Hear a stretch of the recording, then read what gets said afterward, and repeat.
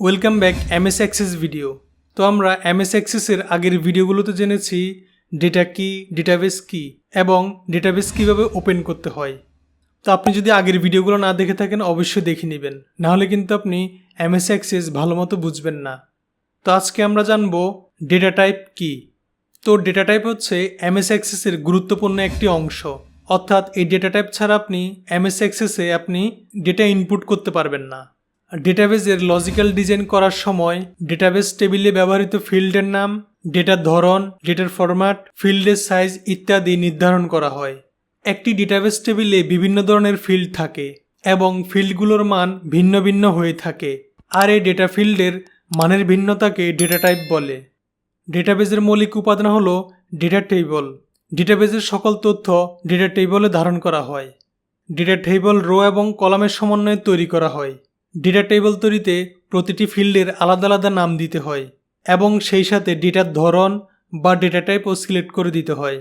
যেমন কোন কলামে নাম হবে, রোল হবে, পিতার নাম হবে, মাতার নাম হবে, কারেন্সি হবে, ডেট অফ বার্থ হবে, কিংবা এক্সাম ডেট হবে, কিংবা হাইপারলিঙ্ক হবে। এগুলো ডেটাবেসকে দেখিয়ে দিতে হবে এবং সেই সাথে আমরা এগুলোতে ডেটা টাইপ সিলেক্ট করে দিব, যাতে এমএস অ্যাক্সেস ডেটাবেস সফটওয়্যার বুঝতে পারে কোনটাতে আপনি কি ডেটা ইনপুট দিবেন।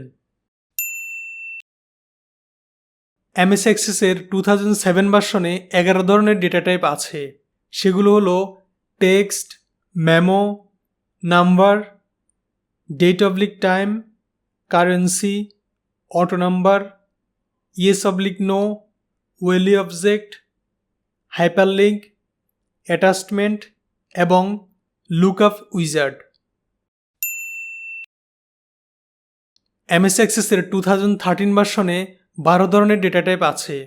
সেগুলো হলো short text, long text, number, date oblique time, currency, auto number, yes oblique no, OLE object, hyperlink, attachment, calculated এবং লুকআপ উইজার্ড।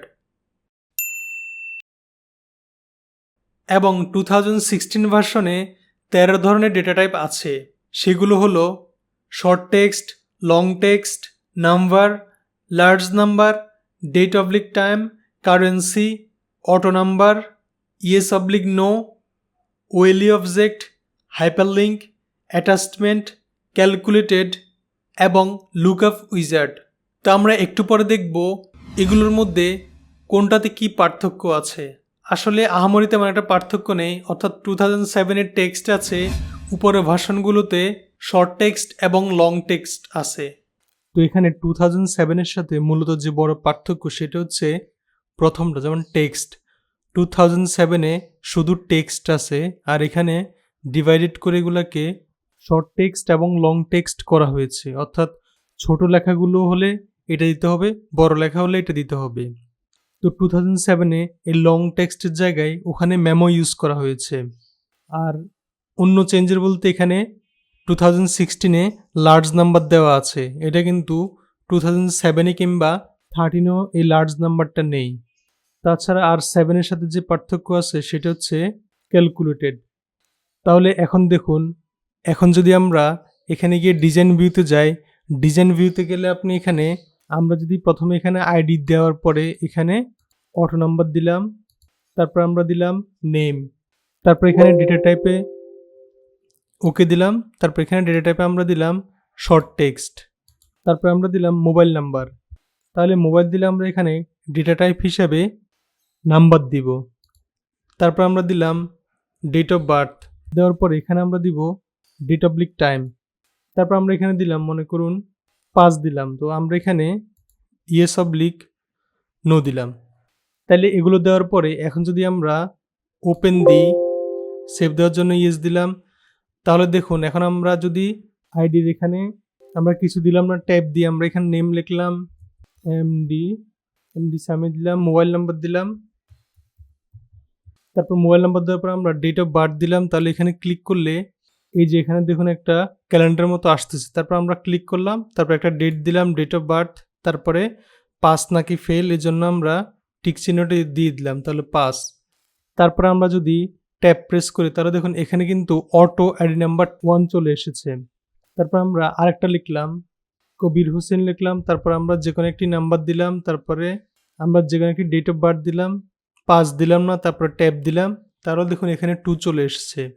তাহলে এখন দেখুন এখানে আমরা আইডি দেওয়ার পরে এখানে কেন 1 2 এসেছে, এখানে কেন মোবাইল নাম্বার এমন এসেছে, এখানে কেন ডেট অফ বার্থ এরকম এসেছে, এখানে কেন পাস এবং ফেলে টিক চিহ্ন আসছে। এগুলো হচ্ছে আমরা এই যে এখানে ডেটা টাইপগুলো সিলেক্ট করার কারণে এই অপশনটা আসছে। আমরা যদি এখানে নাম্বার সিলেক্ট না করতাম তাহলে আমরা নাম্বার লিখতে পারতাম না। আমরা যদি এখানে ডেট অফ টাইম না দিতাম আমরা এখানে লিখতে পারতাম না।